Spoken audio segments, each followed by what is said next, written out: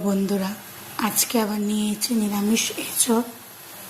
দেখো এখানে কেটে নিয়েছি, এঁচড় কেটে নিয়েছি। এখানে কাবলি মটর ভিজিয়ে রেখেছিলাম, এখানে আলু।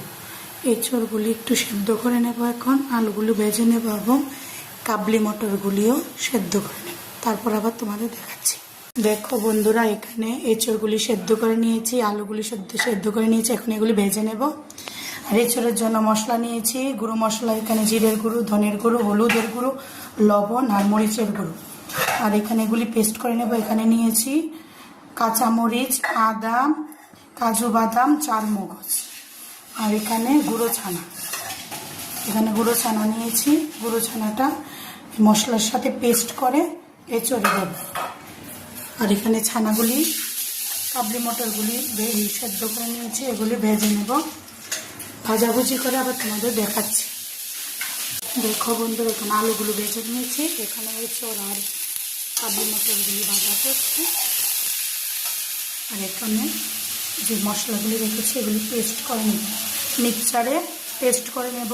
আদা, কাঁচামরিচ, কাজু বাদাম, চারমগজ। দেখো বন্ধুরা, তেল গরম হয়ে গিয়েছে। এখন আমি ফোড়ন দিয়ে দেবো। ফোড়নের জন্য নিয়েছি তেজপাতা, শুকনো মরিচ আর পাঁচফোড়ন।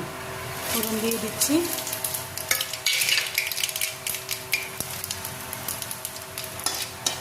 ফোড়নগুলি লাল লাল হয়ে গেলে আমি এখন এই দেখো গুঁড়ো মশলাগুলি জল দিয়ে গুলি নিয়েছি, এখন দিয়ে দেবো।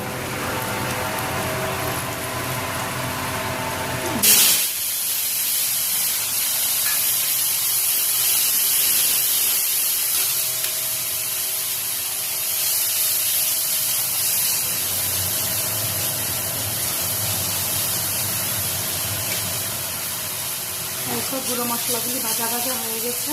এখানে কাজু বাদাম, চারমগজ, আদা, কাঁচামরিচ পেস্ট করে নিয়েছি, এগুলি দিয়ে দেবো।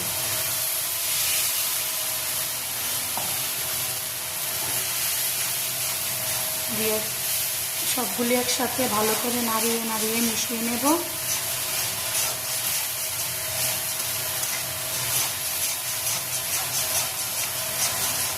দেখো মশলার থেকে কি সুন্দর তেল ছেড়ে দিয়েছে।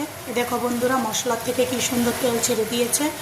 এখন দিয়ে দেব মেথি, কাসুরি মেথি।